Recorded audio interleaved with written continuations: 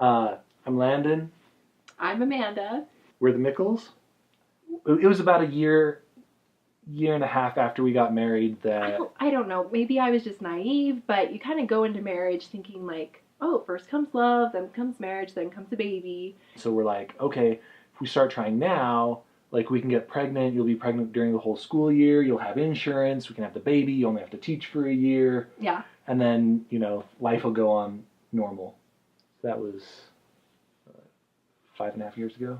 Mm-hmm. Mm-hmm. And so after about probably 6 months. After about 6 months, there were signs that things weren't normal. I don't know. You start, and that's just me. I like to kind of research stuff out. So after about 6 months, I was like, there has to be something to help us along. And so I started reading and researching and like having lots of questions. And basically the road we went down was test after test was inconclusive. And actually at this point, they still don't know what causes the infertility. We got to the point that they referred us to a specialist down in Salt Lake. And that's kind of where we hit our path, our two roads of decision of, do we want to pursue this medically to the end, which can be expensive on itself, or do we want to look at other options? And that's kind of where we came to deciding with adoption. I was going to say, probably our first decision was what age group to adopt from, and where in the world, literally, would this child be coming from. And I had no clue. I mean, it's not like the 1800s where you just walk into an orphanage and go, oh, that one's cute, I'll take that one home. And then you just go home and you're done in an afternoon. Once we decided on an agency, we started telling friends and family about it.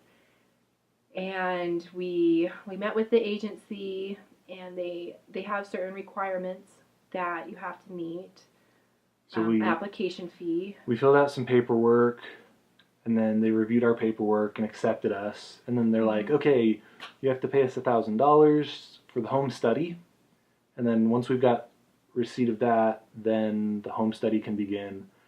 And then once the home study is done, then you're available for placement. Oh, we just started the home study. It's basically all the requirements that the state requires to prove that you are capable parents.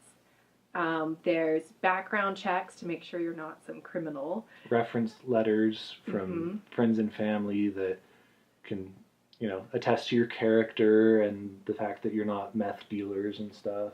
Yeah, financial and employment records to show that you have a stable job and income.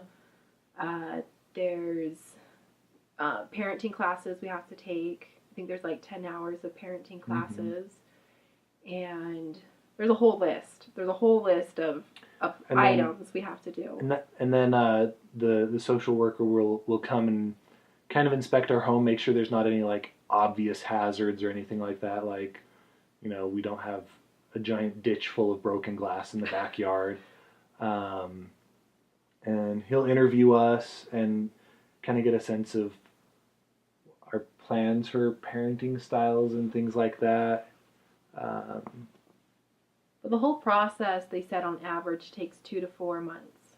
So here we are at the end of March, and I think we'd be pretty happy if by June we were finished with that process. Yeah. I don't know what the future brings. Yeah. I could see down the road maybe opening up our home to other children, but at this point we wanted to start and experience it from the beginning. Yeah. I think on average, though, they say within a year is the average wait for first child placement.